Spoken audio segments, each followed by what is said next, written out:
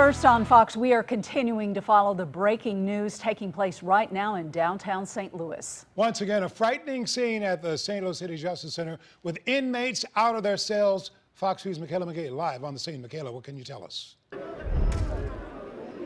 Yeah, well, we're still down here. A larger crowd has started to come outside just to watch what is going on. Whether this started out as a protest, turned into a riot, it has now just become a full-blown spectacle.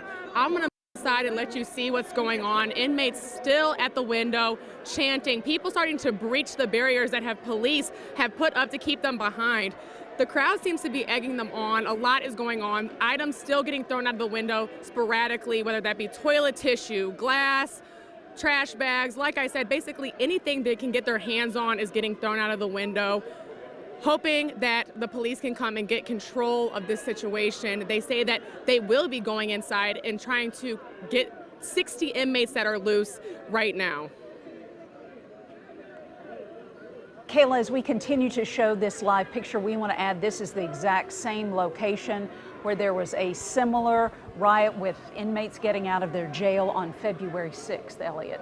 Absolutely. Just an incredible scene where inmates, like you said, had gotten out of their cells, started fires. We had talked to the public safety director, Jimmy Edwards, who said they had a problem with the locks in the jail, saying they weren't secure and they had to get them fixed, and inmates were actually able to get out of those cells. Now that is video right here from February 6th. Let's go back to live pictures if we still have that, the live look of what is happening right now. Michaela, if you're still with me, it looks like the crowd is growing there and more inmates are coming to those windows that were broken out. Yes, like I said, this crowd has been growing. They just breached the perimeter that the police have set. A lot of people going live here and really honestly going on with the chance of whatever they are saying up top. I can't really make out the words. They're screaming a lot of free blase, name after name. Right now, we're just hoping that we can get control of this situation. Yeah, right now it seems like the crowd is kind of egging on the inmates, and I guess police are trying to get in to resolve and quell this situation. We don't know of any injuries right now of either inmates or staff. We just don't know that at this point in time. We are being told that these inmates were able to get out of their cells. They overpowered a guard. This is on the 3rd floor. It all started about 8:45 tonight when some mattresses were thrown, as Michaela was mentioning, out that window. The glass was broken. There was a fire that was started, all very reminiscent of what we saw just 2 months ago. And there has been, Elliot, a lot of outrage since that, and a special task force set up to find out why this happened back in February, and here we are looking at the exact same thing again. Yeah, this is just an incredible scene, incredible sight. You remember when it first happened, inmates were complaining about conditions. They were complaining about that there were some people there who had COVID and that they were worried about that, and that was the thing that instigated them to riot last time. But some inmates were removed to the workhouse to try to lessen that danger, but we're still seeing these same riots like that we're seeing here tonight. So whatever measures we're taking obviously have not worked. Michaela, we were told that St. Louis City Police are assisting the Corrections Department officers, and can you tell us what kind of a perimeter they've set up around that area and how they're involved?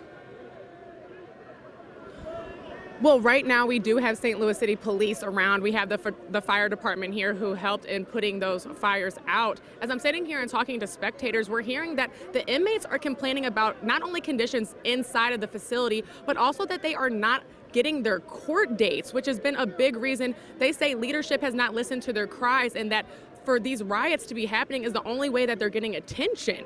So they are hoping that, although this is an extreme way to get it, they just want leadership to listen to their concerns and help work through those with them. And it's certainly just, just an incredible scene that's still going on. Obviously, that the authorities have not been able to get in and not been able to restore order. This is going on just like it did the last time that we saw scenes like this, and we wonder how it was able to go on so long. Well, exactly. Went on for hours and hours on that Saturday morning. We all remember that. So we've got people who are trying to come up and approach our reporters and our cameras. And We're trying to be very respectful and make sure nothing gets on TV that shouldn't.